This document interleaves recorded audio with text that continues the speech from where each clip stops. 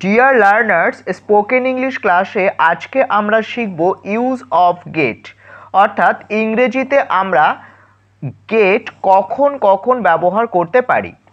Basically gate আমরা 10 রকম পরিস্থিতিতে ব্যবহার করতে পারি। যেমন কোনো কিছু পাওয়া বা অর্জন করা, এই ক্ষেত্রে আমরা গেট ব্যবহার করতে পারি। কোথায় পৌঁছানো, এই ক্ষেত্রেও আমরা গেট ব্যবহার করতে পারি। কোনো কিছু ক্রয় করা, হওয়া, বুঝতে পারা, কোনো কিছু আনা, যাওয়া, লওয়া বা নেওয়া, হওয়া বা হতে, ভোগা বা সাফারিং করা, এই 10 রকম সিচুয়েশানে আমরা গেট সাধারণত ব্যবহার করতে পারি। যখন আমরা ইংরেজিতে কারোর সাথে কথা বলবো তখন আমরা গেট কিভাবে ব্যবহার করব জানতে হলে you have to watch the video till the end. ভিডিওটি কিন্তু তোমাদের শেষ পর্যন্ত দেখতে হবে।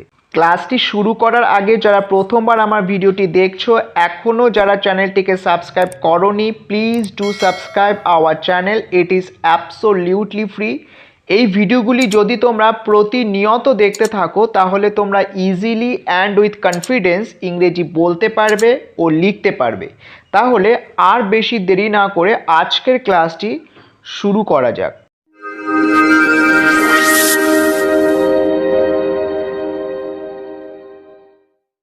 পাওয়া বা অর্জন করা, কোনো কিছু পাওয়া বা অর্জন করা, এই ক্ষেত্রে আমরা গেট ব্যবহার করতে পারি।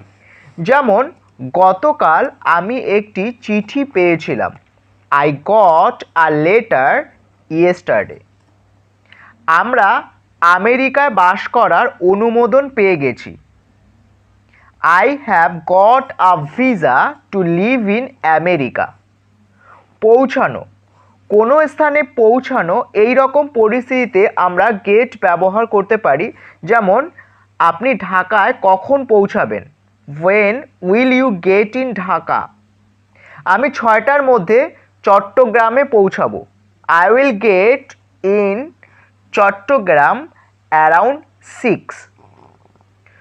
ক্রয় করা, কোনো কিছু ক্রয় করা বা কেনা, এই ক্ষেত্রে আমরা গেট ব্যবহার করতে পারি। যেমন আমি আগামীকাল একটি মোবাইল কিনব। I will get a mobile phone tomorrow. আমি এইমাত্র একটা টি শার্ট ক্রয় করেছি। I have got new t-shirt. হওয়া, কোনো কিছু হওয়া, এই ক্ষেত্রে আমরা গেট ব্যবহার করতে পারি। যেমন অন্ধকার হয়ে যাচ্ছে, ইট ইজ গেটিং ডার্ক। আমি বয়স্ক হয়ে যাচ্ছি, আই অ্যাম গেটিং ওল্ডার। সে তার প্রেমিকের জন্য পাগল হয়ে গেছিল, he got crazy for her lover. বুঝতে পারা, কোনো কিছু বুঝতে পারা, এই রকম পরিস্থিতিতে আমরা গেট ব্যবহার করতে পারি। যেমন আমি সব বুঝে গেছি, আই হ্যাভ গট অল। আপনি কি বুঝতে পেরেছেন? Do you get it? কোনো কিছু আনা বা দেওয়া, কোনো কিছু আনা বা দেওয়া, এই রকম পরিস্থিতিতে আমরা গেট ব্যবহার করতে পারি। যেমন আমি আপনার জন্য ব্রেকফাস্ট নিয়ে আসছি, I am getting breakfast for you. আমি আপনাকে নাস্তা দিচ্ছি, I am getting you breakfast.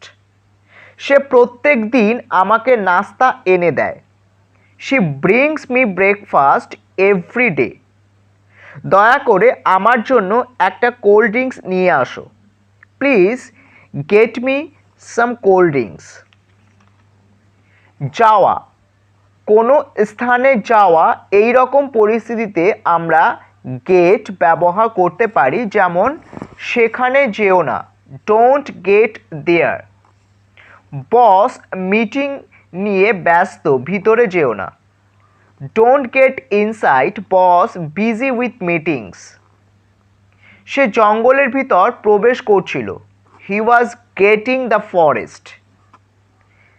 লওয়া বা নেওয়া, কোনো কিছু লওয়া বা নেওয়া, এক্ষেত্রে আমরা গেট ব্যবহার করতে পারি।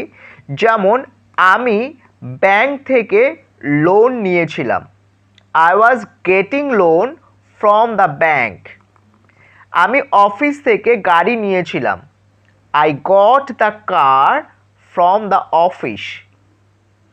আমি হাসপাতাল থেকে কিছু ফ্রি ওষুধ নিয়েছিলাম। I got some free medicine from the hospital.